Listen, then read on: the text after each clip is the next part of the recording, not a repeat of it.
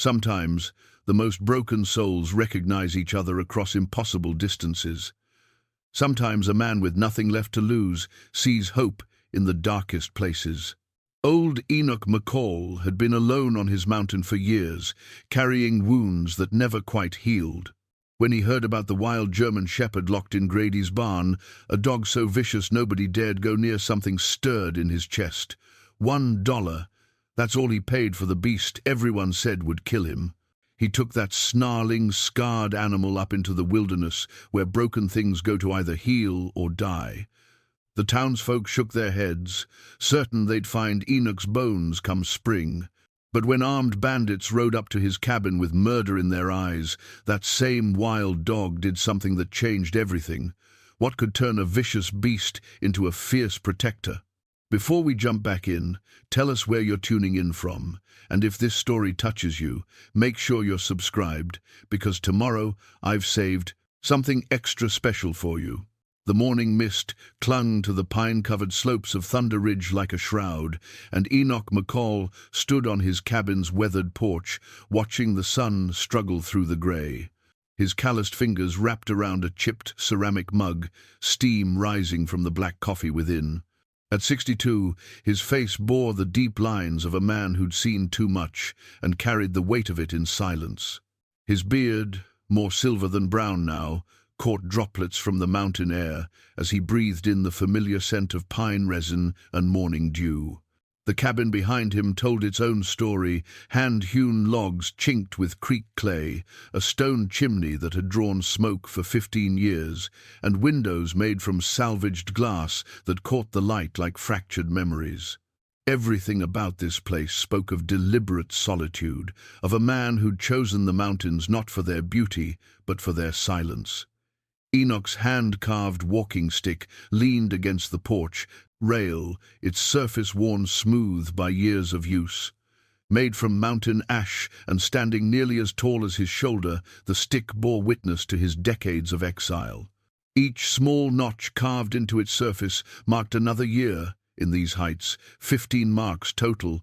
15 years since he'd turned his back on the world below and climbed into the thin air where a man could think without the weight of other people's judgments. The stick had been his first project when he'd arrived, broken and bleeding, seeking refuge in the vast emptiness of the Colorado Rockies. He'd shaped it during those first terrible months when sleep brought nightmares and waking hours brought the crushing silence of guilt. The work had given his hands something to do, while his mind struggled to make peace with what he'd left behind. Below, in the valley, the small town of Cedar Falls went about its morning business, the distance making it seem like a child's toy village. Smoke rose from a few chimneys, and if he squinted, Enoch could make out the main street where folks would be gathering at Murphy's General Store for their weekly supplies and weekly gossip. He made that trip himself once a month, always on the same day, always following the same route down the narrow mountain trail that he'd worn into the earth with his boots and his burdens. The townsfolk knew him as the hermit on Thunder Ridge, polite enough when he came down for supplies, but distant, unreachable. They'd stopped trying to include him in their community years ago, accepting his presence the way they accepted the mountain itself, permanent, unchanging, and slightly mysterious. Some of the older residents remembered when he'd first arrived how he'd paid cash for the abandoned cabin and the 40 acres around it, never offering explanations or seeking friendship. Martha Hendricks at the post office always asked about his health with genuine concern, her kind eyes crinkling at the corners. Old Pete at the hardware store would nod and make small talk about the weather, while Enoch bought supplies, rope, nails, kerosene, the practical necessities of mountain life, but they all sensed the invisible barrier around him, the way he held himself apart from their community of shared stories and common struggles. Truth was, Enoch preferred it that way. Up here, surrounded by granite peaks and endless sky, he could forget for long stretches about the weight he carried. The mountains didn't judge, didn't ask questions, didn't expect him to be anything other than what. He was a man trying to make amends with his conscience in the only way he knew how. His daily routine had become a kind of meditation. rise before dawn, brew coffee from beans he bought in town, check his small garden where he grew potatoes, beans, and hardy mountain vegetables. Tend to the repairs that mountain living demanded, patching the roof after winter storms, splitting wood for the long, cold months, maintaining the tools that kept him alive and self-sufficient. In the afternoons, when the sun climbed high enough to warm the thin air, he'd walk his property lines with the carved stick, checking for damage from weather or wildlife. The exercise kept his aging body strong, and the solitude gave his mind space to wander through memories both bitter and sweet. Sometimes he'd stop at the small creek that ran through his land, listening to the water tumble over smooth stones, remembering another creek, another time, when life had held different possibilities. The seasons marked time in ways that mattered up here. Spring brought the snowmelt and the backbreaking work of clearing winter's damage. Summer meant long days of preparation for the harsh months ahead, preserving food, stocking supplies, making repairs while the weather allowed. Fall painted the aspens gold and filled his days with the urgent business of winterizing everything that needed protection from the cold. And winter was when the real solitude set in, when storms could trap him for weeks and the silence became so complete it felt like being the last man on earth. He'd made peace with that silence, mostly. It was the price of the safety he'd found here, the cost of a life lived deliberately, apart from the complications that came with caring too much about other people. He'd learned to fill the quiet with small projects, carving, reading books ordered by mail, and the endless practical work of mountain survival. But lately, something had been stirring in the quiet spaces of his days. A restlessness that no amount of physical work could settle, a longing that he'd thought buried beneath 15 years of determined solitude. Maybe it was his age, the growing awareness that time moved differently for a man past 60. Maybe it was the dreams that had been coming more frequently, dreams of voices calling his name, of hands reaching out across impossible distances. Sarah's face still visited those dreams sometimes, her smile as clear as morning light, her voice asking questions he'd never been able to answer. She'd been gone 20 years now, cancer taking her as surely as his own choices had taken everything else. But the memory of her remained vivid and painful. She'd understood his need to disappear after what happened, had even supported his decision in those final terrible weeks before she died. "Find your peace, Enoch," she'd whispered with her last breath. "Find a way to forgive yourself." He'd been trying to do exactly that for 15 years, seeking forgiveness in the clean air and honest work of mountain living. Some days he thought he was getting close to it, that the weight might finally be lifting. Other days, like today, he felt the full burden of his choices pressing down with the weight of the grey sky above. The coffee had grown cold in his mug while his thoughts wandered, and he drained it in a few bitter swallows before heading inside to begin another day. The cabin's interior was sparse but comfortable, a main room with a stone fireplace, a small kitchen with a hand pump well, and a bedroom that held little more than a bed and a chest of drawers. Everything he owned fit easily within these four walls, and everything served a purpose. He just settled down to sharpen his tools when he heard the sound of hoofbeats on the trail below. Visitors were rare enough to be noteworthy, and Enoch moved to the window to see who might be riding up to his place. A single horse and rider picked their way carefully up the steep path, and as they drew closer, Enoch recognized young Billy Thompson from the livery stable in town. The boy dismounted at the hitching post Enoch had built near the cabin and called out, "Mr. McCall, got a message for you from Mr. Grady down at the farm." Enoch stepped onto the porch, his walking stick in hand, more from habit than necessity. "What's Grady need, Billy?" The teenager pulled a folded paper from his pocket, his horse stamping nervously in the thin mountain air. "He said to tell you he's got something might interest you, sir. Something about that German dog that's been causing him trouble." Enoch took the note, his weathered fingers unfolding the coarse paper. Grady's handwriting was barely legible, but the message was clear enough. "Enoch, heard you might know something about difficult animals. Got a German shepherd that's more wild than tame. If you're interested, come take a look. Might be we can help each other out. Grady. Billy shifted uncomfortably as Enoch read, clearly eager to complete his errand and head back down the mountain. Mr. Grady said he'd be around the farm all day if you wanted to ride down and take a look. Much obliged, Billy. Tell Grady I'll consider it. The boy nodded and swung back into his saddle, guiding his horse carefully down the narrow trail. Enoch watched until they disappeared into the pine trees, then looked again at the note in his hand. A German shepherd. He's been years since he'd thought about dogs, about the bond that could form between a man and an animal when both needed something the other could provide. During his time in the service, before everything went wrong, he'd worked with military dogs, German shepherds mostly, intelligent animals trained for loyalty and protection. He'd understood them in ways that sometimes surprised his commanding officers, had a natural ability to read their body language and earn their trust. It was a skill that seemed to come from somewhere deep inside him, an instinct for recognizing the wounded and offering what comfort he could. Standing alone on his porch with Grady's note in his hand, Enoch felt something shift in his chest, a stirring of interest that surprised him with its intensity. For 15 years he'd lived without companions of any kind, had convinced himself that solitude was not just his choice, but his destiny.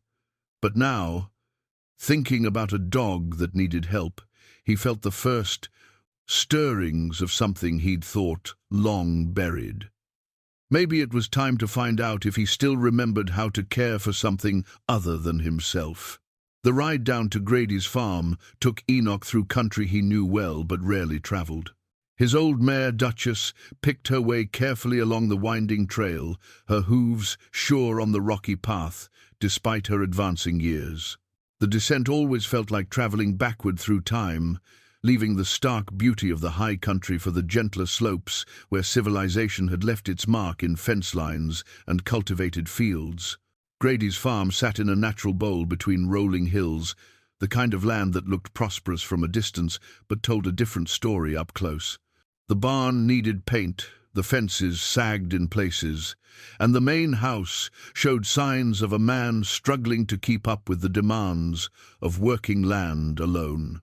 Smoke rose from the chimney, and chickens scattered as Enoch rode into the dusty yard. Grady himself emerged from the barn, wiping his hands on a stained apron. He was a thin man in his 50s, all sharp angles and nervous energy, with the kind of mustache that had gone out of fashion years ago. His eyes held the perpetual worry of someone always one bad season away from losing everything. "Enoch, didn't expect you so soon. Appreciate you coming down." Enoch dismounted and tied Duchess to the hitching post near the water trough. "Your message said you had a dog problem." "Problem's putting it mild." Grady glanced toward the barn, his expression troubled. "Come on, I'll show you what I'm dealing with. But I'm warning you, this animal ain't like anything I've ever seen." They walked toward the barn, Grady's boots scuffing in the dirt as he talked. "Got him 3 days ago from a fellow passing through. Said he'd won the dog in a card game down in Denver, but couldn't handle him. Offered to sell him cheap if I'd take him off his hands." "What'd you pay?" Head ruefully. "Should have known something was wrong when he took the first offer I made. Said the dog had potential but needed the right kind of handling." As they approached the barn, Enoch heard it, a low, continuous growling that seemed to vibrate through the wooden walls. It was the sound of an animal pushed beyond its limits, driven to a place where fear and rage became indistinguishable. The hair on the back of Enoch's neck stood up, not from fear but from recognition. He knew that sound, had heard it in the voices of men pushed too far in places where humanity became a luxury they couldn't afford. "He's in the back stall," Grady said, his voice dropping to a whisper. "Built a cage out of scrap iron to contain him. Even so, I don't go back there after dark." The barn's interior was dimly lit, dust motes dancing in shafts of sunlight that slanted through gaps in the weathered boards. The familiar smells of hay and leather and honest work filled Enoch's nostrils, but underneath it all was something else. the sharp scent of fear and the metallic tang of violence. The growling grew louder as they moved deeper into the barn, past empty stalls and farm equipment covered in dust. In the very back, partially hidden in shadow, stood a makeshift cage that looked more like something designed to contain a wild bear than a domestic animal. And inside that cage was the German shepherd. Enoch had seen wounded animals before, had worked with military dogs that had been through hell and come back scarred but not broken. This was different. This dog looked like it had been born in hell and never found its way out. The animal was magnificent in its fury, easily 80 pounds of muscle and bone, with the classic black and tan markings of its breed. But where there should have been intelligence and loyalty in those dark eyes, Enoch saw only raw, unfiltered rage. The dog's lips were pulled back in a permanent snarl, revealing teeth that looked capable of tearing a man apart. Scars crisscrossed its muzzle and flanks, some old and silver, others newer and still angry red. Around its neck was a collar that made Enoch's stomach turn heavy, leather studded with metal spikes, stained dark with what could only be blood. The collar was too tight, cutting into the dog's flesh, and Enoch could see where the metal had rubbed the hair away and left raw wounds. "Sweet Jesus," Enoch breathed. The dog's eyes fixed on him through the iron bars, and for a moment the growling stopped. In that sudden silence, Enoch felt something pass between them. Not recognition exactly, but a kind of mutual acknowledgement. The dog was taking his measure, just as Enoch was taking the dog's. "Previous owner wasn't what you'd call gentle," Grady said, his voice tight. "Near as I can figure, this animal's been beaten, starved, and God knows what else. Tried to get close enough to remove that collar, but he nearly took my hand off." The dog resumed its growling at the sound of Grady's voice, hackles rising along its back. But its eyes remained fixed on Enoch, and in those dark depths Enoch saw something that made his chest tight, not just rage, but pain. Deep, bone-deep pain that had nowhere to go but outward, in snarls and snapping teeth. "Has he eaten?" Enoch asked. "Won't touch food when anyone's around. I've been throwing scraps through the bars and hoping for the best. Water, too, he'll drink, but only after I've gone away." Enoch moved closer to the cage, ignoring Grady's sharp intake of breath. The dog's growling intensified, but it didn't lunge at the bars. Instead, it pressed itself against the far corner of the cage, as far from human contact as possible, while still maintaining its aggressive stance. "What are you thinking, Enoch?"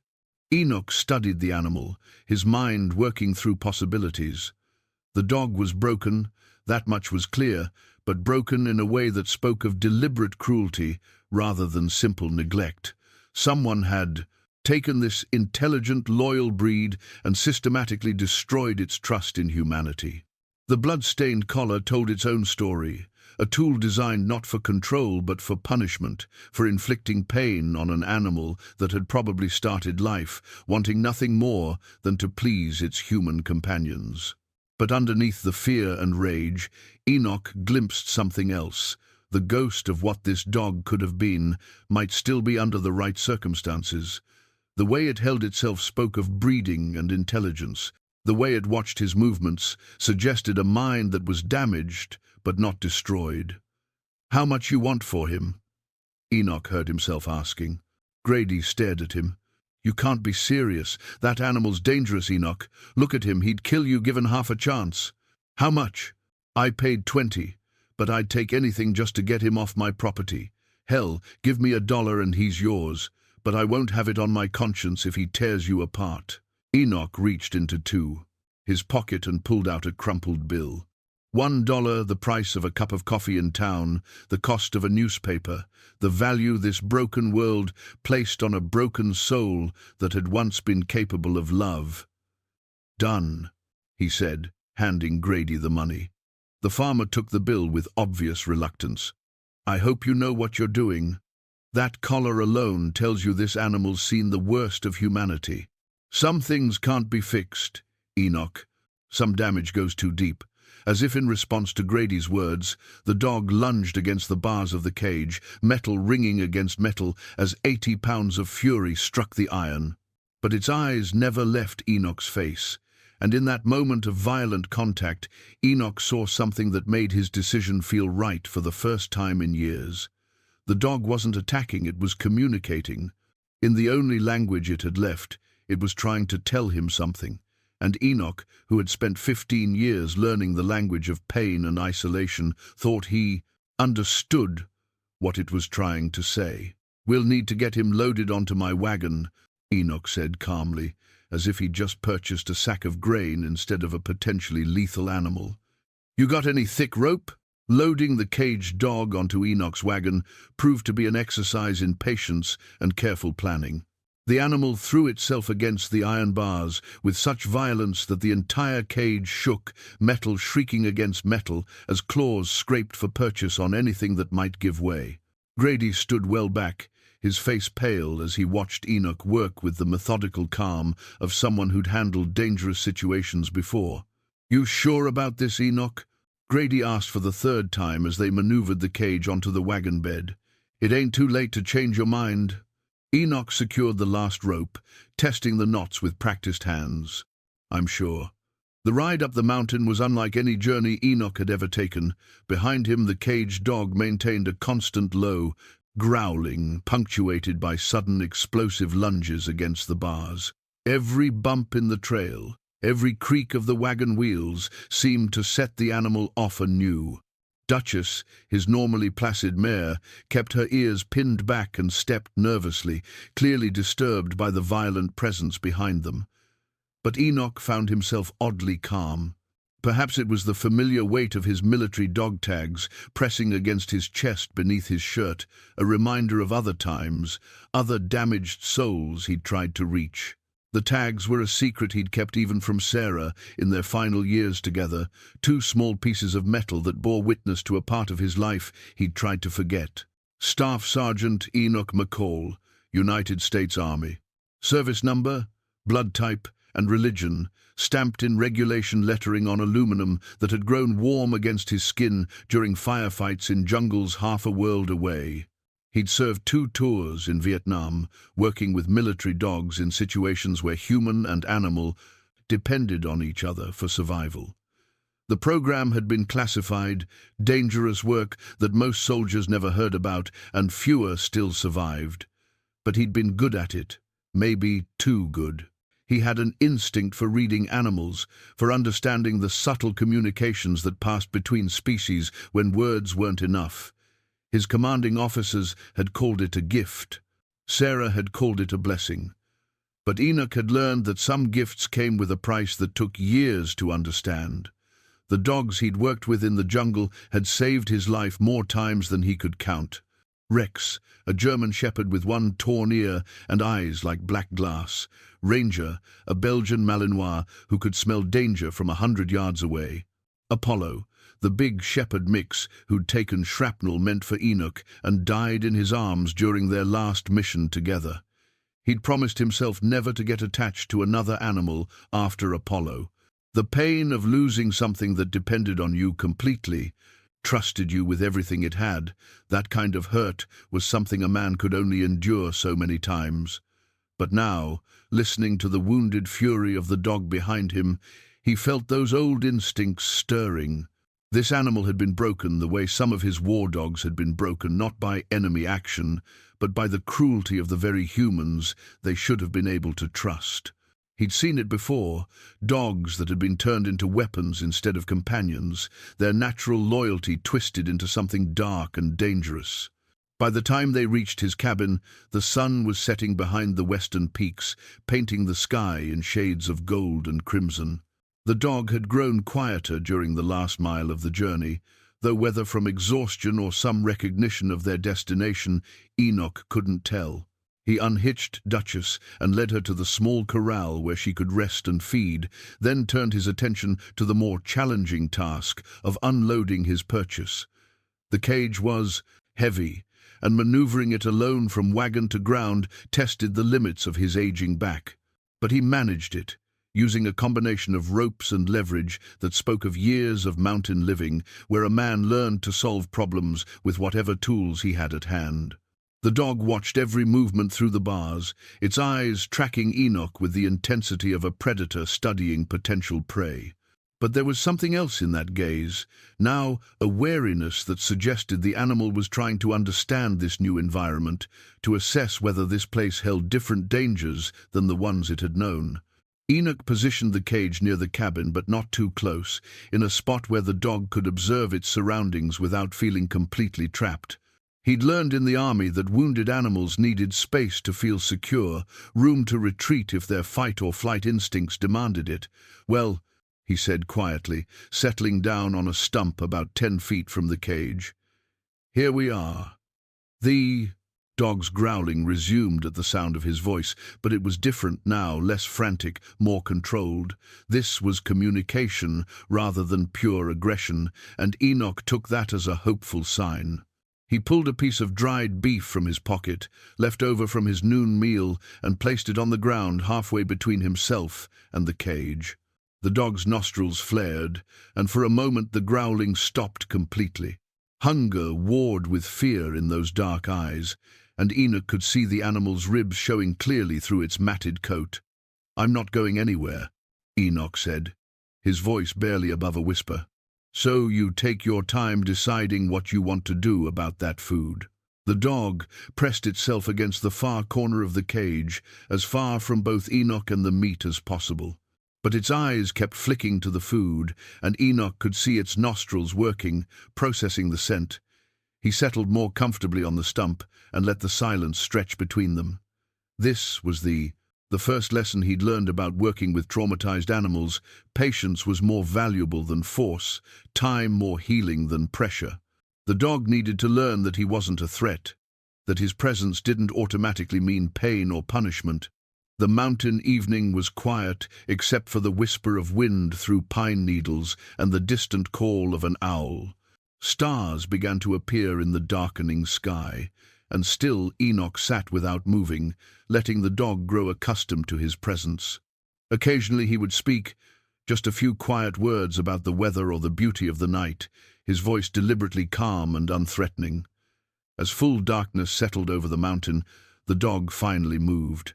A quick, darting motion that brought it close enough to the bars to snatch the meat before retreating to its corner. The food disappeared in 3 quick gulps, and then the dog resumed its watching. "Good," Enoch said softly. "That's a start." He stood slowly, making no sudden movements, and headed for the cabin. At the door he paused and looked back at the caged animal. "I'll bring you water in the morning. And more food. No hurry on trusting me, I've got all the time in the world." Inside the cabin, as he prepared for bed, Enoch could hear the occasional scrape of claws against metal, the soft sounds of the dog settling down for the night. For the first time in 15 years, he wasn't completely alone on his mountain, and the feeling was both terrifying and oddly comforting. Before sleep claimed him, he touched the dog tags beneath his shirt, and wondered if he still remembered how to save something other than himself. Dawn came slowly to Thunder Ridge, creeping across the peaks like spilled honey. Enoch woke to the sound he'd grown accustomed to over 15 years of mountain morning's absolute silence. But today was different. Today, underneath that familiar quiet, he could hear the soft shuffling of an animal moving in its cage. He dressed quietly and stepped onto the porch with his morning coffee, careful not to let the cabin door slam behind him. The dog was awake, pressed against the far side of the cage, but alert, watching Enoch's every movement. The meat from the night before was gone, and Enoch took that as a good sign. "Morning," he said quietly, settling into the wooden chair he'd carved 3 winters ago. "Sleep well?" The dog's response was a low rumble, but it lacked the desperate edge of yesterday's growling. This was more like conversation, wary, suspicious conversation, but communication nonetheless. After finishing his coffee, Enoch went inside and returned with a bowl of water and another piece of dried meat. This time, instead of placing the food halfway between them, he set both bowl and meat just outside the cage, where the dog could reach them through the bars if it chose to. "Water's fresh from the creek," he said, settling back in his chair. "Food's nothing fancy, but it'll keep you going." He pulled out his whittling knife and a piece of pine wood, beginning the slow, methodical work of carving that had filled so many of his mountain hours. His hands moved automatically, shaping the wood, while his mind wandered to memories he'd kept buried for decades. Sarah's face came to him as clearly as if she were sitting beside him on the porch. She'd understood his need to work with his hands, had encouraged the carving even when his nightmares from the war made him restless and difficult to live with. She'd had infinite patience with his silences, his sudden startled responses to unexpected sounds, his inability to sleep through the night without waking in a cold sweat. "You've got gentle hands, Enoch," she'd told him once, watching him carve a bird from a piece of oak. "That's your gift, knowing how to be gentle with broken things." He'd tried to be gentle with her when the cancer came, had spent every moment he could by her bedside during those final terrible months. But gentleness wasn't enough to fight the disease that ate away at her from the inside, and all his careful attention couldn't keep her from slipping away piece by piece. The wooden box in his bedroom still held her wedding ring, the simple gold band that had symbolized 23 years of marriage. He'd tried to throw it away after she died, had stood at the edge of a cliff with the ring in his palm, ready to let it fall into the valley below. But he couldn't do it. Instead, he'd carved the small box from cherry wood and placed the ring inside, a secret shrine to the only person who'd ever truly known him. Sometimes, on nights when the mountain silence felt too heavy, he would take the ring from its box and hold it up to the lamplight, remembering the day he'd slipped it onto her finger. She'd been 18 then, all bright eyes and hopeful smiles, believing they had forever ahead of them. The ring caught the light the same way her eyes had, full of promises and possibilities that neither of them had understood would be so fragile. "She would have liked you," Enoch said quietly to the dog, not taking his eyes from his carving. Sarah always had a soft spot for strays. The dog's ears pricked up at the change in his tone, and when Enoch glanced over, he saw the animal had moved closer to the food and water. Not close enough to reach them yet, but closer than it had been willing to venture before. "She used to feed every stray cat in the county," Enoch continued, his voice taking on the cadence of memory. "Drove me half crazy, coming home to find 3 or 4 mangy tomcats on our porch. But she said they needed someone to care about them, said every living thing deserved that much." The morning stretched on peacefully, Enoch carving and talking in quiet bursts, while the dog gradually worked up the courage to investigate the offerings he'd left. First the water, a quick, nervous approach that had the animal drinking desperately before retreating to safety. Then, after another hour of patient waiting, the meat disappeared in the same quick, darting motion. "Progress," Enoch murmured, and could have sworn he saw the dog's ears twitch in response. By afternoon, something had shifted between them. The dog no longer pressed itself against the far corner of the cage when Enoch approached. Instead, it watched him with what might have been curiosity rather than pure fear. When Enoch brought fresh water to replace what had been drunk, the dog actually moved toward the front of the cage, though it waited until Enoch had retreated before drinking. "You're starting to figure it out, aren't you?" Enoch said, settling back in his chair. "Starting to understand that maybe I'm not here to hurt you." The dog's response was a soft whine, the first sound it had made that wasn't aggressive. The sound hit Enoch like a physical blow, reminding him of Apollo's whimpers in those final moments before the shrapnel took him. But this whine was different, full of confusion and tentative hope rather than pain. As evening approached, Enoch made a decision that surprised him. Instead of retreating to the cabin for the night, he dragged a blanket from inside and settled down on the porch where the dog could see him. The night was warm enough for sleeping outdoors, and something told him the animal needed to understand that he wasn't going to disappear when darkness fell. "Thought I'd stay out here tonight," he explained to the dog, who was watching this new development with obvious interest. "Keep you company, let you get used to having me around." The dog settled down too, though it remained alert and watchful.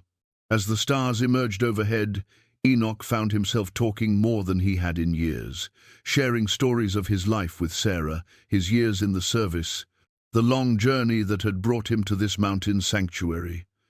"Used to work with dogs like you," he said quietly. "Military dogs, trained for war. They saved my life more times than I can count. Maybe it's time I returned the favor."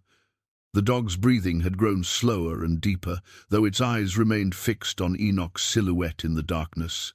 For the first time since arriving at the farm, it seemed to be truly relaxing, allowing exhaustion to take precedence over vigilance. As sleep began to claim them both, Enoch whispered into the mountain night, "We're going to figure this out, you and me. Neither of us has to be alone anymore." The third day brought a breakthrough that caught Enoch completely off guard.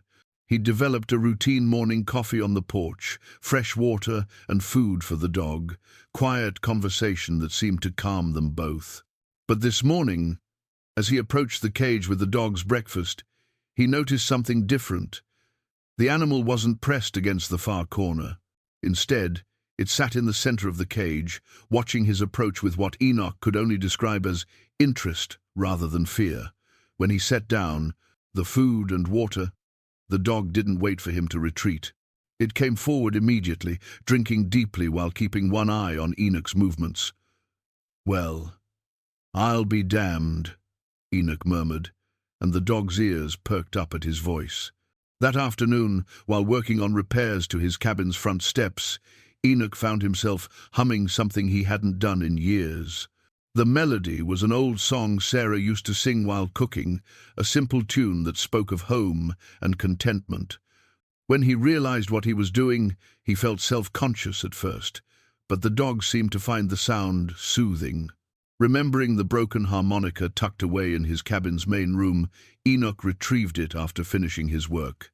The instrument had been Sarah's, a cheap tin thing she'd bought at a county fair during their first year of marriage. She'd never learned to play it properly, but she'd enjoyed making noise with it on lazy Sunday afternoons, filling their little house with cheerful, discordant melodies. The broken harmonica represented everything that was damaged but not destroyed in Enoch's life. Several of its reeds were bent from the rough journey to the mountain years ago, and it wheezed more than it sang. But like everything else Sarah had touched, it held memories of better times, of laughter and simple joy shared between two people who had believed their love could weather any storm. The harmonica had been damaged in the move to the mountain, several reeds were bent, and it produced more wheezes than clear notes. But when Enoch brought it to the porch and attempted to play one of Sarah's favorite tunes, something remarkable happened. The dog moved to the front of the cage, pressing its muzzle against the bars, and for the first time since Enoch had known it, the animal looked truly peaceful. Its ears were forward instead of pinned back, its mouth slightly open in what might have been the ghost of a pant rather than a snarl. "You like music, do you?" Enoch asked, lowering. "The harmonica." The dog whined softly, that same tentative sound from the night before, but stronger now, more confident. Enoch played again, working through the limited repertoire the damaged instrument would allow. The dog's response was immediate and unmistakable. It relaxed completely, even lying down with its head resting on its paws while keeping its eyes fixed on Enoch's face. It was during one of these impromptu concerts that Enoch first noticed they weren't alone. A flash of movement in the tree line caught his eye, too quick and deliberate to be wildlife. He stopped playing abruptly, and the dog's head shot up, alert once again. "Easy," Enoch murmured, setting the harmonica aside and rising slowly from his chair. The dog was on its feet instantly, every line of its body tense with renewed wariness. Enoch scanned the forest edge carefully, using skills he'd hoped never to need again. There, a brief glimpse of fabric that didn't belong in the natural palette of pine and granite. Someone was watching them, had probably been watching for some time. The realization hit him like cold water. 15 years of peaceful isolation, 15 years of believing his past was buried deep enough to stay dead, and now someone had found him. The dog's sudden alertness suggested it had sensed the watchers too, and its posture shifted from relaxed to protective in a way that surprised Enoch with its intensity. "It's all right," he said quietly, though he wasn't sure if he was reassuring the dog or himself. Probably just hunters passing through. But even as he said it, Enoch knew it wasn't true. Hunters would have announced themselves, would have approached openly to ask permission to cross his land or to share news from town. These watchers were something else, entirely, something that made the back of his neck prickle with old combat instincts. That evening, as shadows lengthened across the mountain slopes, Enoch found himself checking and rechecking the locks. On his cabin, testing the action on the old Winchester rifle that hung above his mantel. The dog seemed to sense his unease, becoming more agitated as darkness fell. "I know you feel it too," Enoch said, settling down beside the cage instead of retreating to the cabin. "Something's not right, is it?" The dog whined again, but this sound was different, urgent, almost conversational. For the first time, it pressed against the bars closest to Enoch, and when he extended his hand slowly, carefully, the animal didn't retreat. Its nose touched his fingertips through the metal, and Enoch felt the warm, moist breath against his skin. "There's a good boy," Enoch whispered, his voice thick with unexpected emotion. "You're trying to tell me something, aren't you?" The contact lasted only a moment before the dog pulled back, but it was enough. In that brief touch, Enoch felt the first real connection they'd shared, not just tolerance or gradual acceptance, but something that might grow into trust. As if responding to this breakthrough, the dog began to pace the confines of its cage, but not with the frantic energy of earlier days. This was purposeful movement, the kind of restless alertness Enoch recognized from his military days when patrol dogs sensed danger their human companions had yet to identify. "You want out of there, don't you?" Enoch said, studying the animal's behavior. "Want to be able to protect us both instead of being trapped behind bars?" The idea that had been growing in the back of his mind for days suddenly crystallized. The dog wasn't just healing, it was beginning to form a bond with him, the kind of loyalty that had made German shepherds legendary as both companions and guardians. But that loyalty was being stifled by the cage that had become more prison than protection. Enoch looked at the crude lock holding the cage door shut, then at the dog, who was watching him with an intensity that seemed almost human in its intelligence. Tomorrow, he decided. Tomorrow he would take the first real risk he'd taken in 15 years. But tonight, with unknown watchers in his woods and a healing animal finally beginning to trust him, Enoch settled down with his back against a porch post and his rifle across his knees. The dog seemed to understand, lying down so it could keep watch on the tree line while remaining close to the human who had become its anchor in a world that had shown it nothing but cruelty. "We'll keep each other safe," Enoch promised quietly. "Whatever's coming, we'll face it together." The dog's response was a soft woof of breath that sounded remarkably like agreement. The morning of the fourth day dawned grey and heavy with the promise of rain. Enoch woke stiff from sleeping on the porch, his rifle still cradled in his arms. The dog was already awake, standing alert at the front of its cage, ears pricked toward the forest where the watchers had been.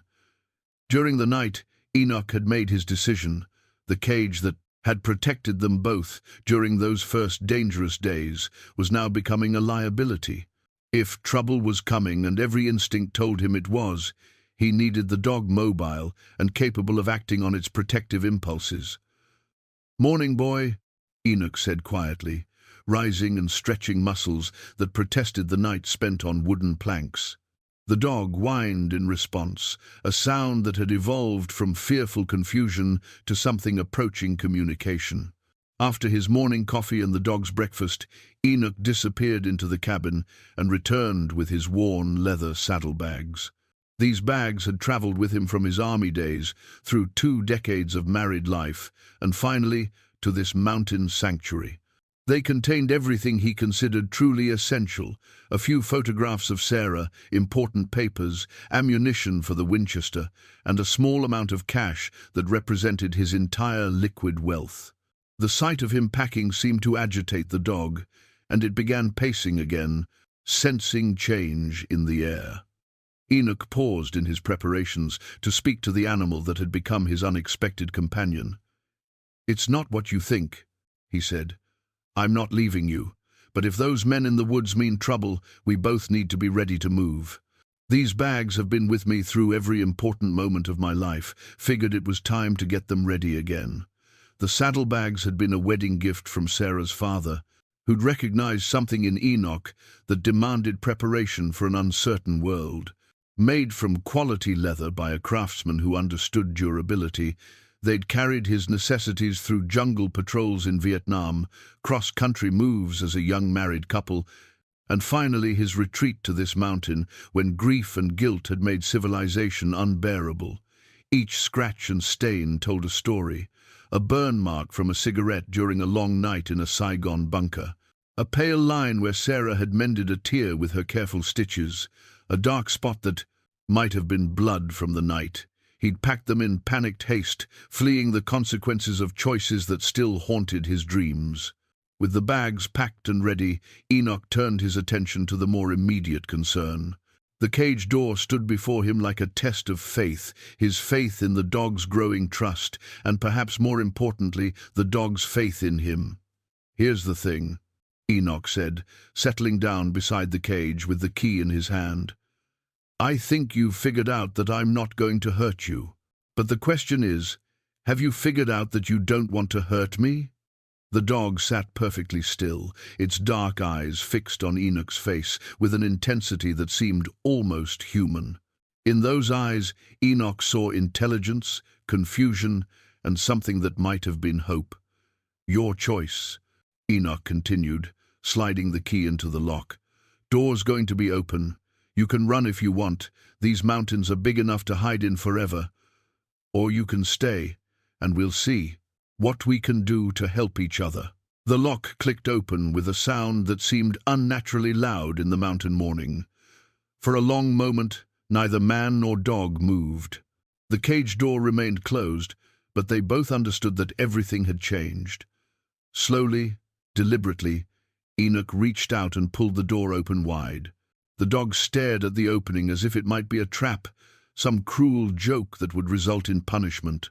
Its muscles bunched and released, torn between the instinct to flee and something else, something that kept it rooted in place, watching Enoch with growing understanding. "Take your time," Enoch said. "No pressure, but if you stay, there's something we need to address."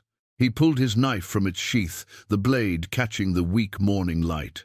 The dog tensed, hackles rising, but Enoch's movements remained slow and deliberate as he reached for the spiked collar that had been cutting into the animal's neck. "This has got to go," he said firmly.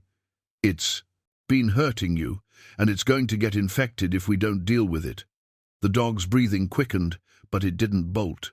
Instead, it lowered its head slightly, as if offering access to the collar that had been both symbol and instrument of its torment.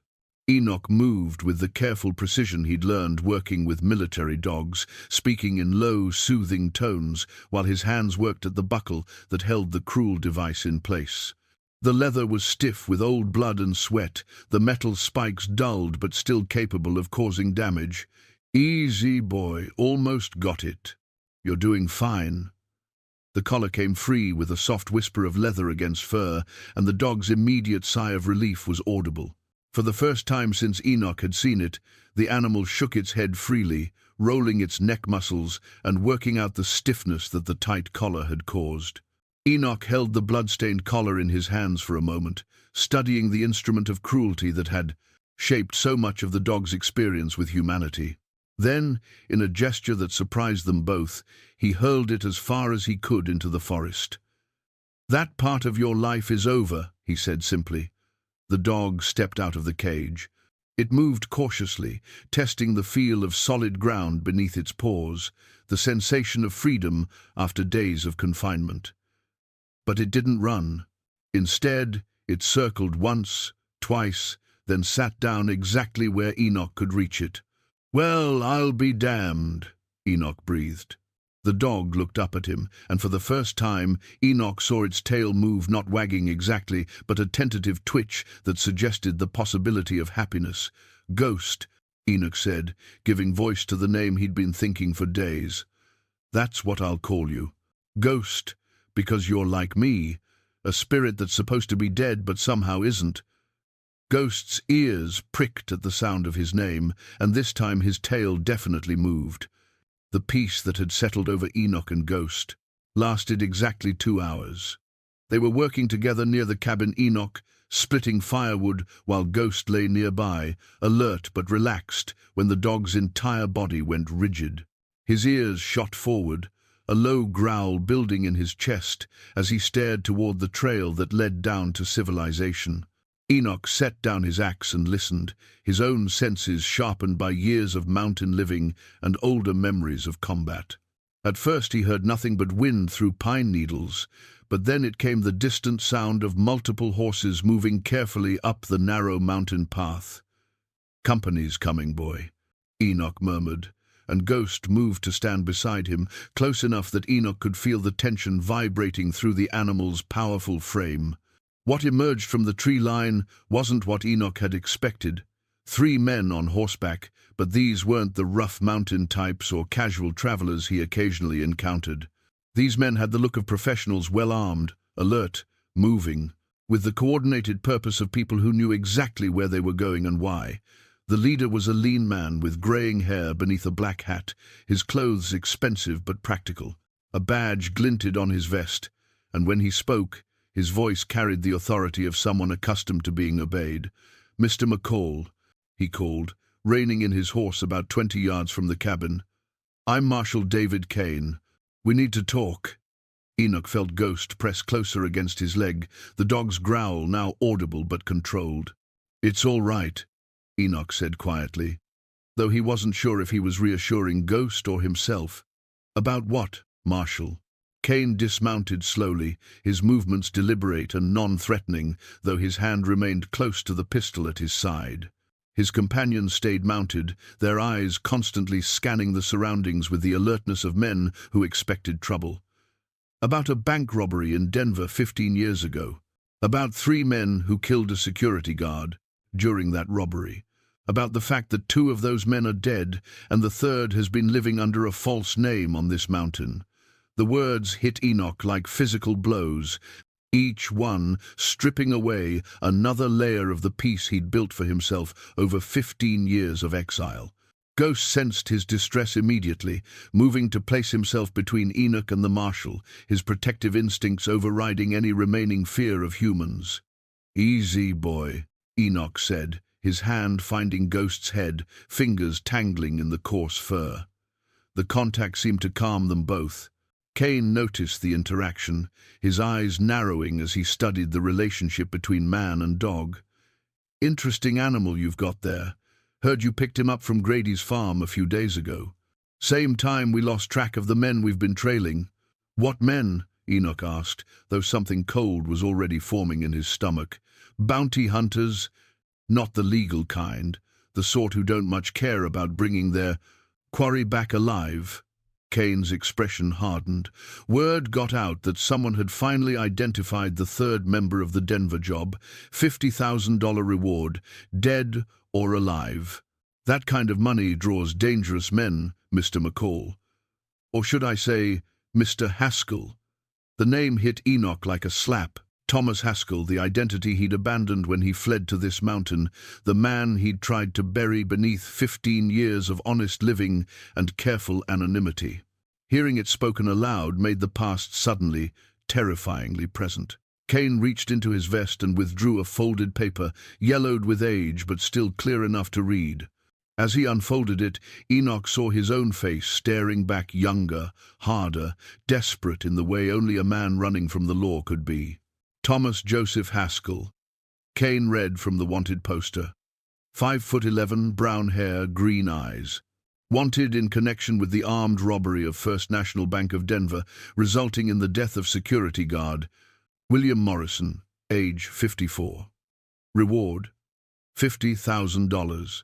Ghost's growling intensified as he sensed Enoch's emotional turmoil, but there was something else in the dog's behavior. Now, a focused attention on the tree line that made Enoch's blood run cold.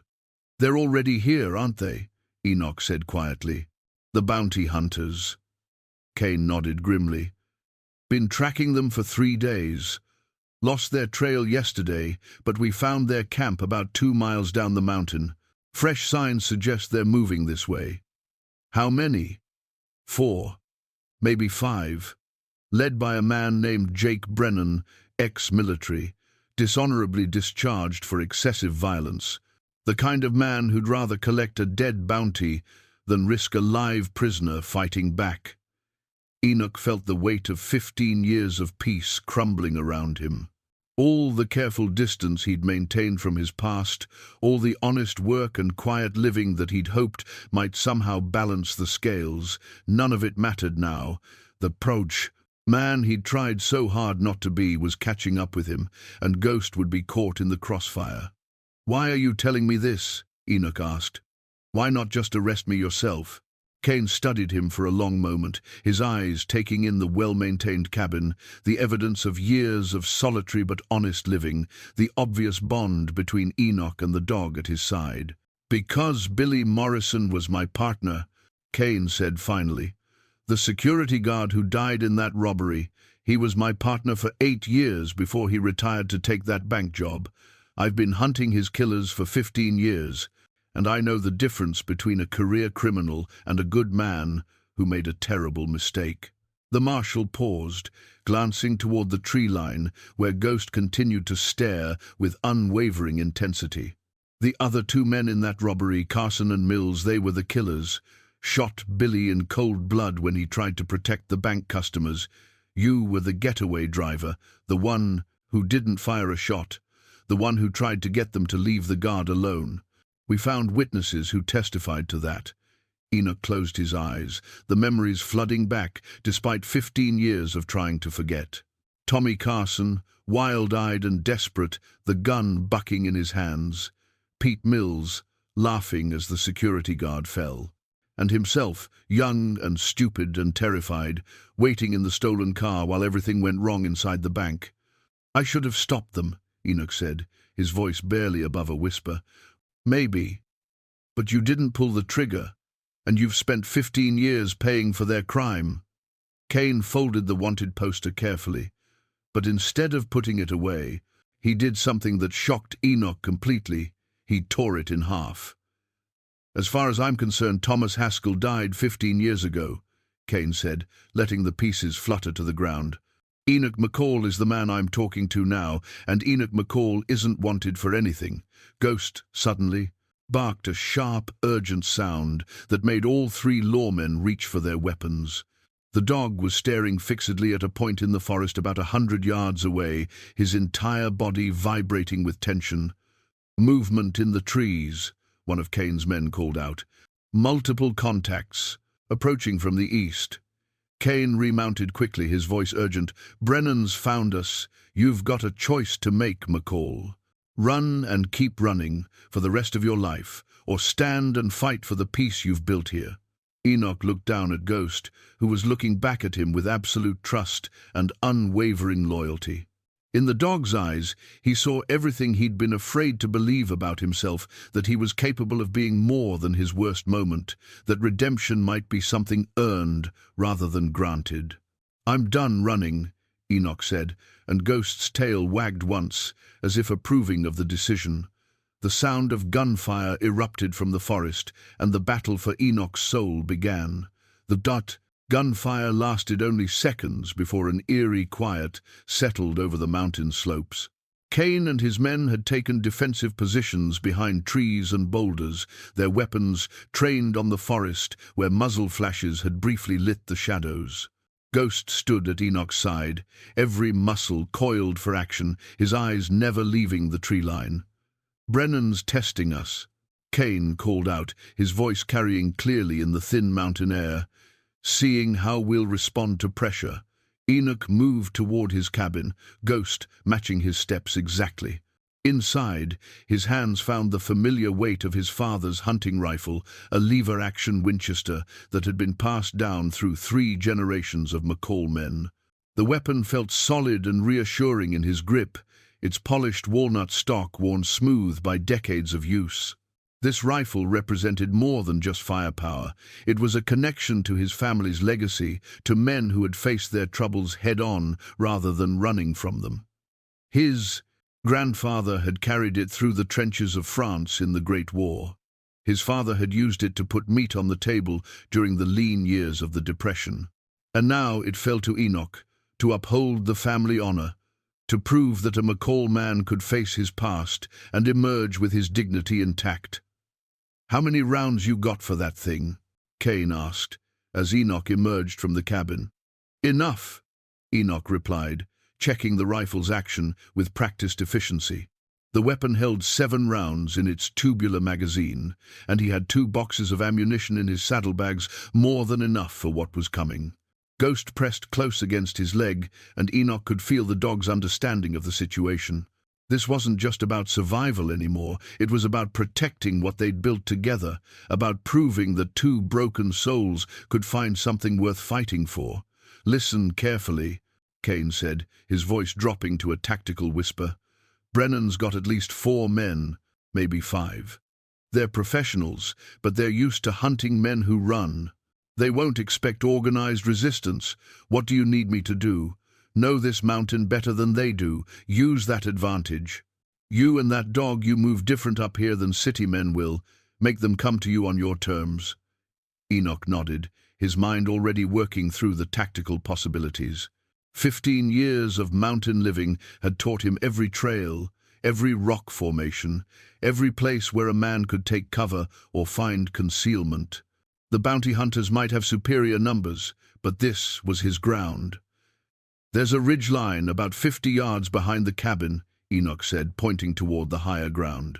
"Natural fortification, good sight lines down the slope. If we can get them channeled into the open ground near the cabin, they'll be exposed." Kane finished.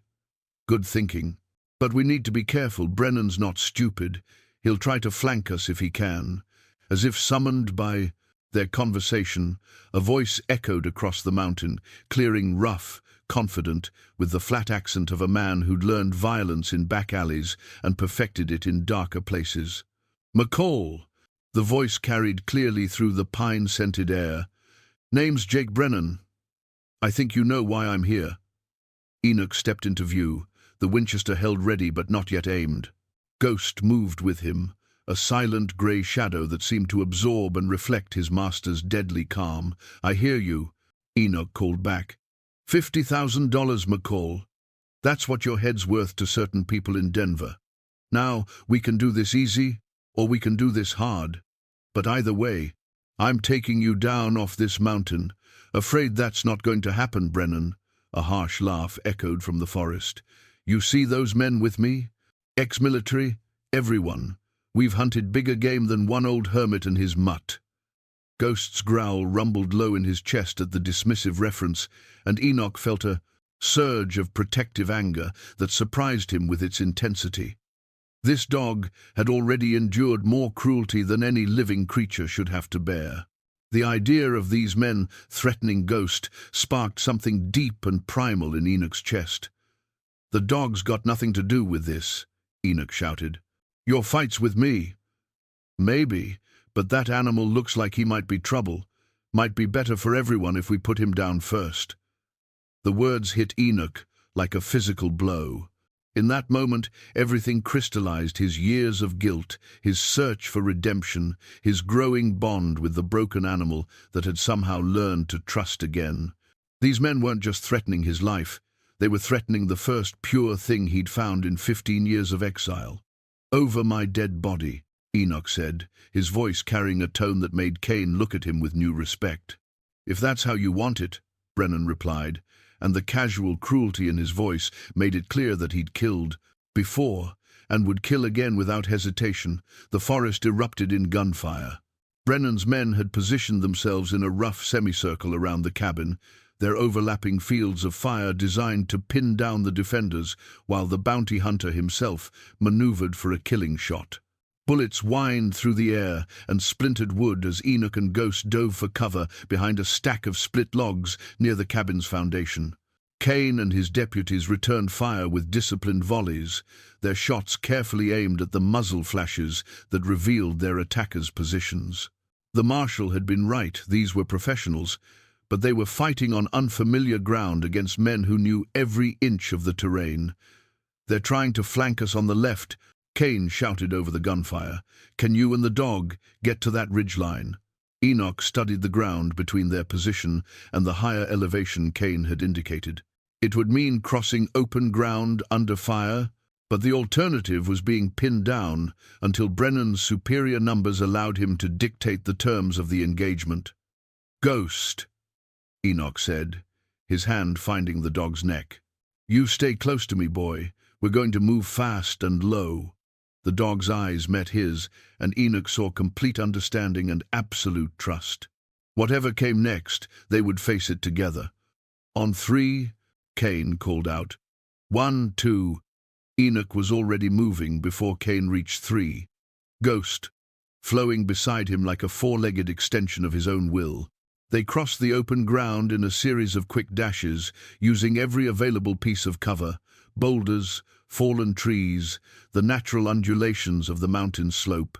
A rifle cracked from their left flank, the bullet passing so close to Enoch's head that he felt the wind of its passage. Ghost snarled and veered toward the shooter's position, his protective instincts overriding any concern for his own safety. "No!" Enoch commanded, his voice sharp, with authority. "With me." The dog responded instantly, falling back into position at Enoch's side as they reached the relative safety of the ridgeline. From this elevated position, Enoch could see the entire battlefield spread below him, Kane and his men holding the center, Brennan's bounty hunters trying to work their way closer through the forest. And there, moving carefully through the trees on the far right, was Brennan himself, a tall, lean figure with predatory grace and a rifle that looked like it could drop a man at 500 yards. Enoch settled the Winchester's stock against his shoulder and found the bounty hunter in his sights. At this range, with this weapon, it would be an easy shot. Brennan was moving with the confidence of a man who believed he controlled the situation, never suspecting that he was being watched by someone who'd learned to shoot in the mountains of Vietnam. But something held Enoch back from squeezing the trigger. Perhaps it was the memory of Billy Morrison falling in that Denver bank, the sound Sarah had made when the cancer finally took her, the years he'd spent trying to find a way to live with the consequences of violence. Perhaps it was the warm presence of Ghost beside him, a reminder that some things were worth protecting without necessarily destroying their threats. "Your call, Brennan," Enoch whispered to himself, keeping the bounty hunter centered in his sights. "Make this about the money and walk away, or make it personal and see what happens." As if hearing his thoughts, Brennan suddenly stopped his advance and raised his own rifle, searching the ridgeline where Enoch and Ghost had taken position.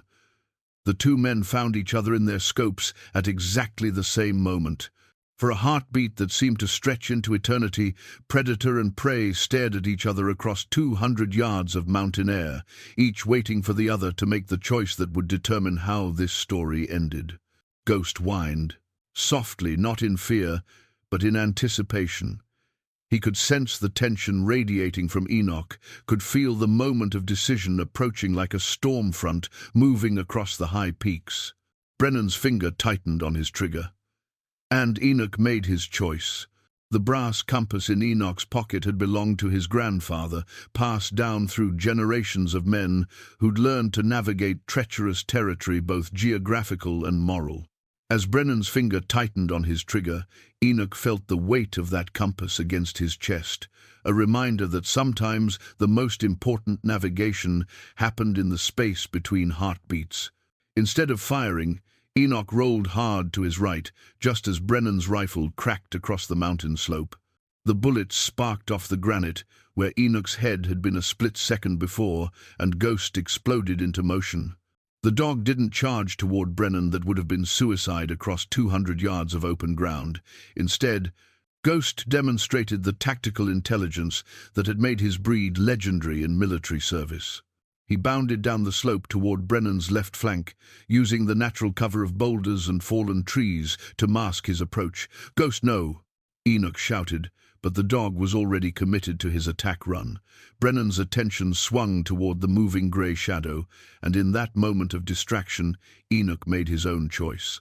Not to kill, but to disrupt.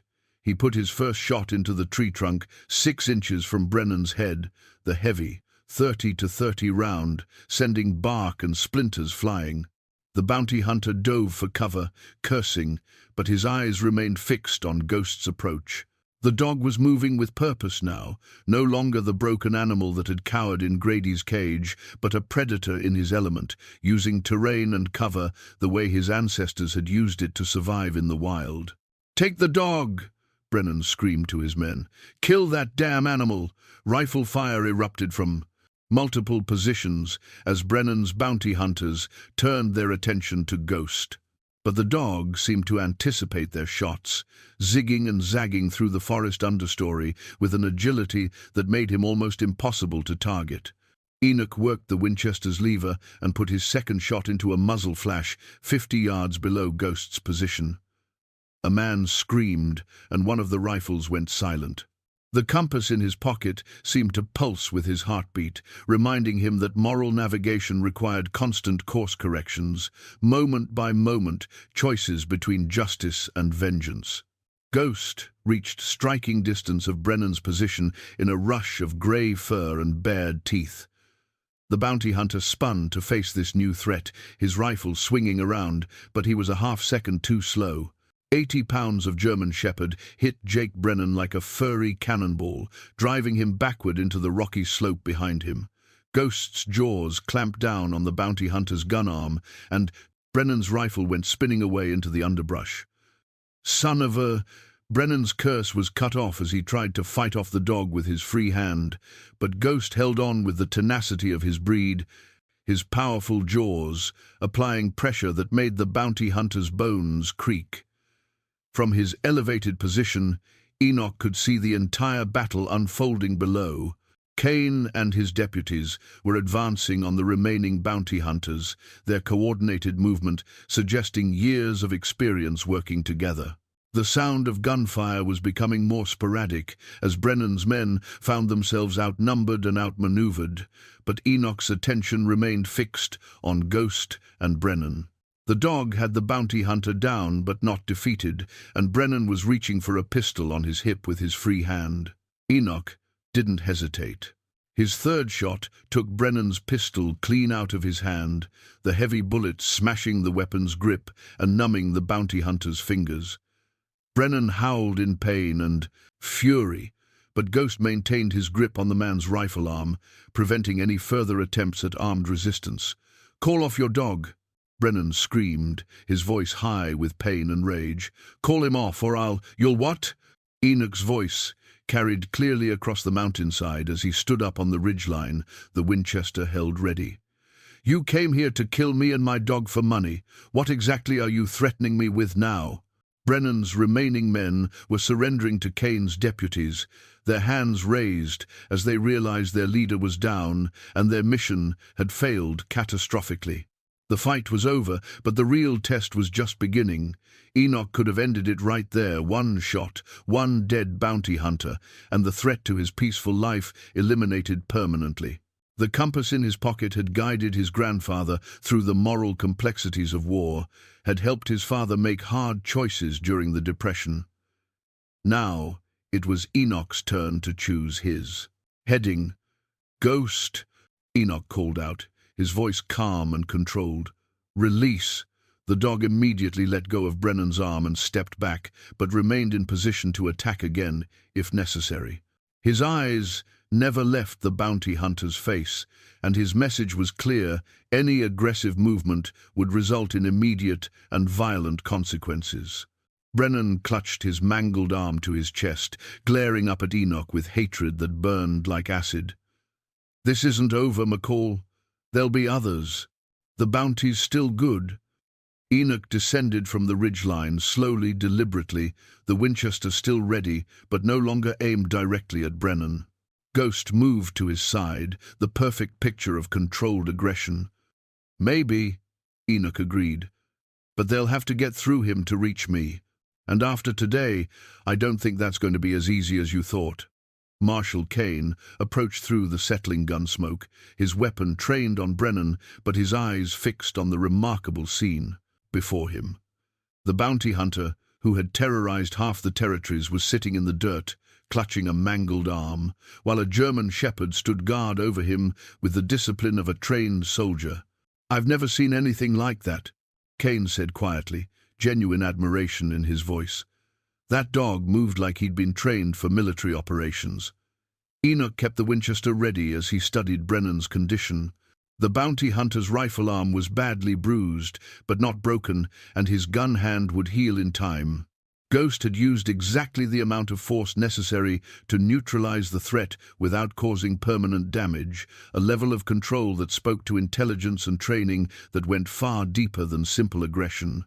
"He wasn't always broken," Enoch said, understanding flooding through him as he watched Ghost maintain his perfect guard position.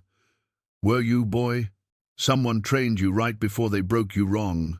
Ghost's ears twitched at Enoch's words, and for a moment his tail moved just slightly, but enough to suggest that somewhere in his traumatic past there had been good times, proper training, and perhaps even love. Brennan spat blood and glared at them both. $50,000, he snarled.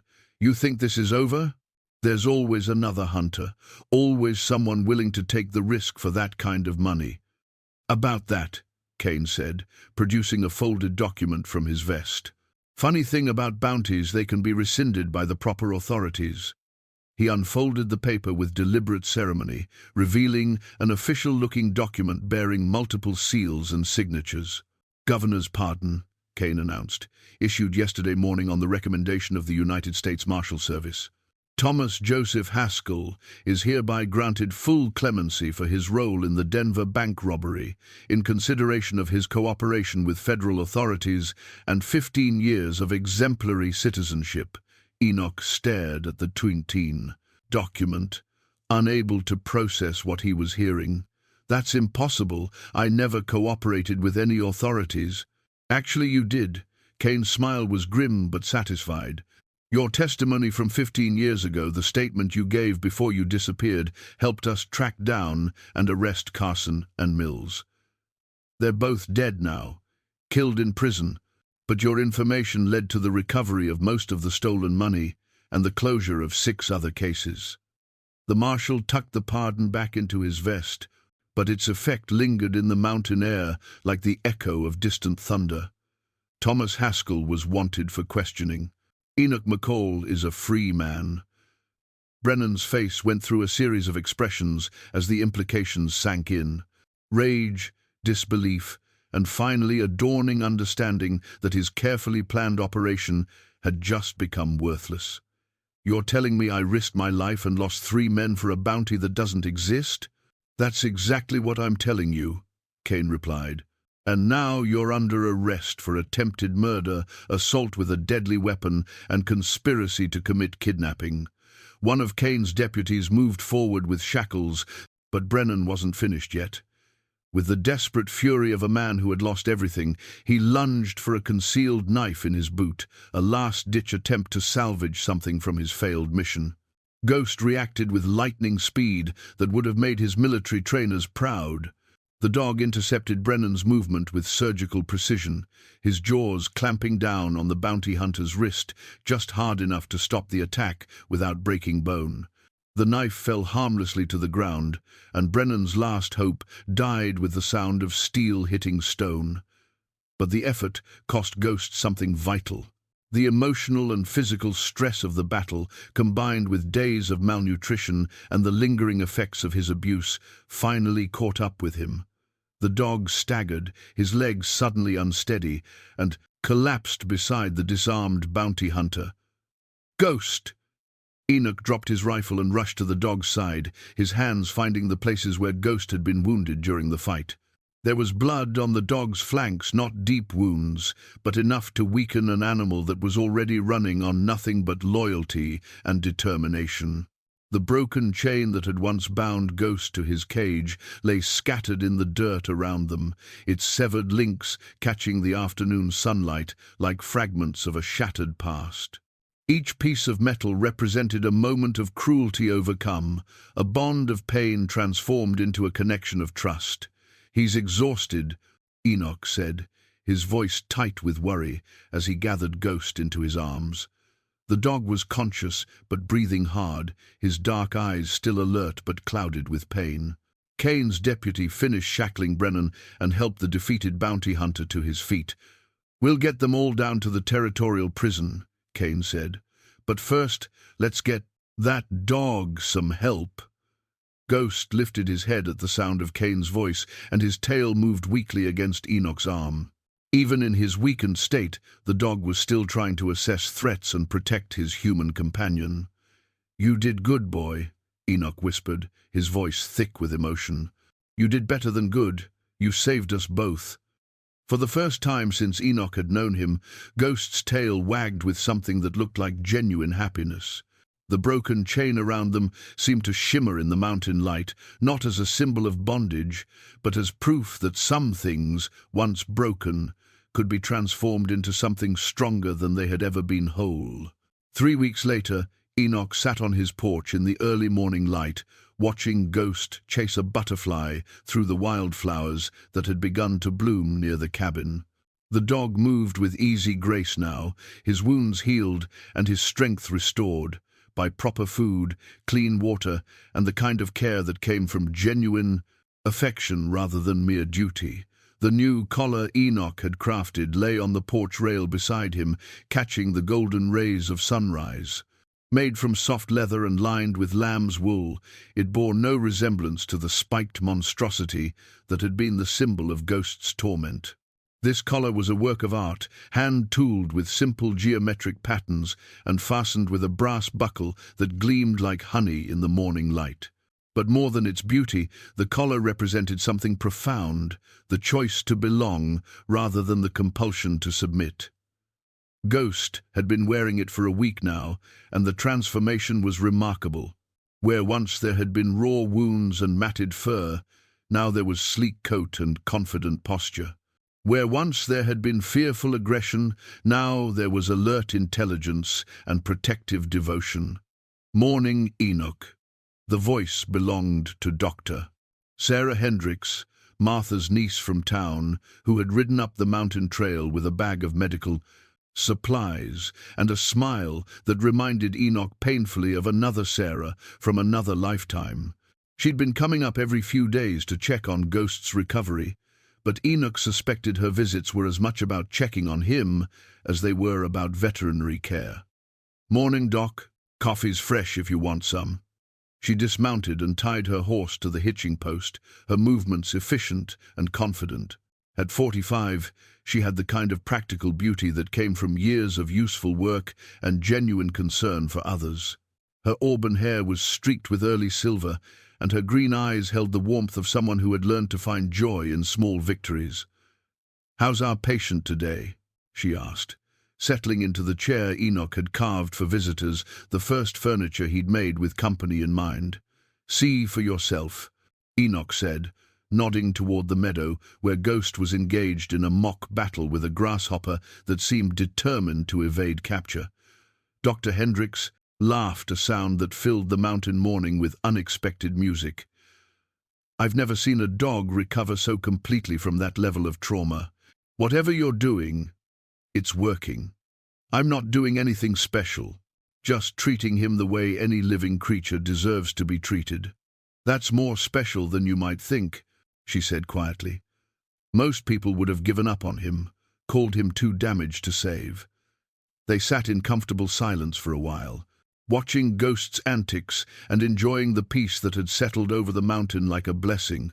Marshal Kane had been true to his word. The bounty hunters were in federal custody, and word had spread through the criminal underground that the reward for Thomas Haskell was permanently off the table. For the first time in 15 years, Enoch could sleep through the night without wondering if his past was catching up with him.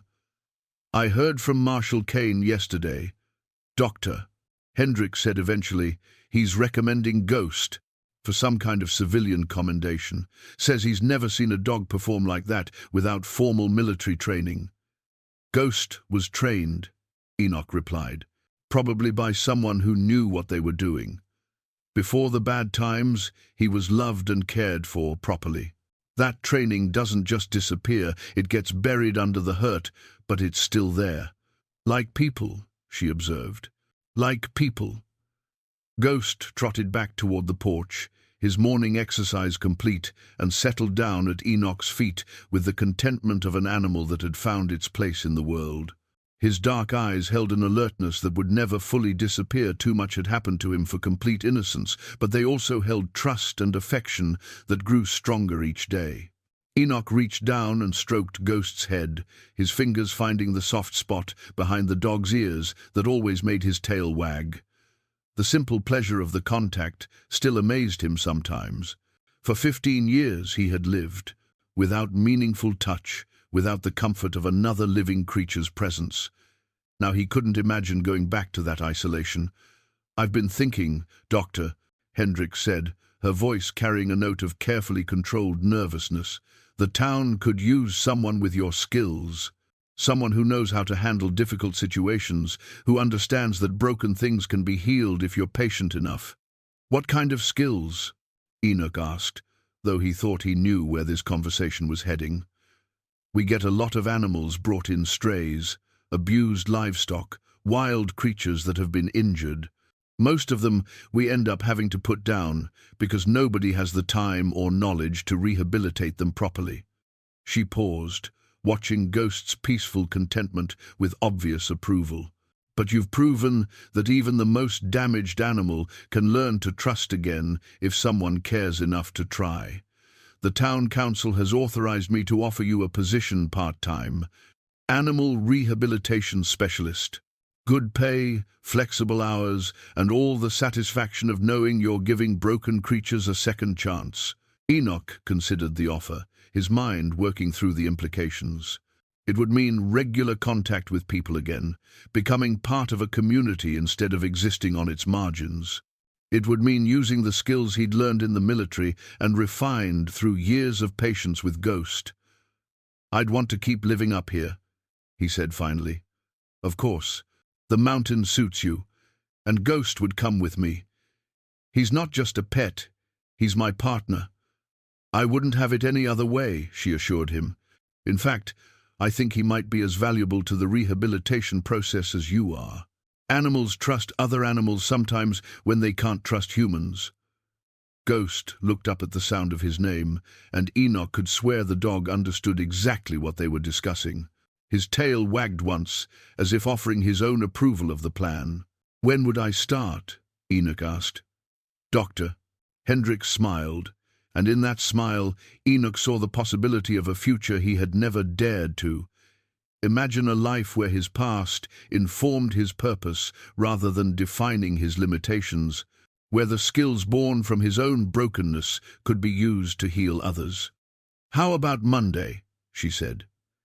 Enoch looked down at Ghost, who was watching him with absolute trust and unwavering loyalty.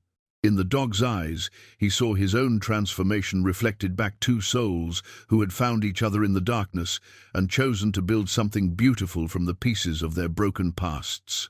"Monday sounds perfect," Enoch said, and Ghost's tail wagged in agreement.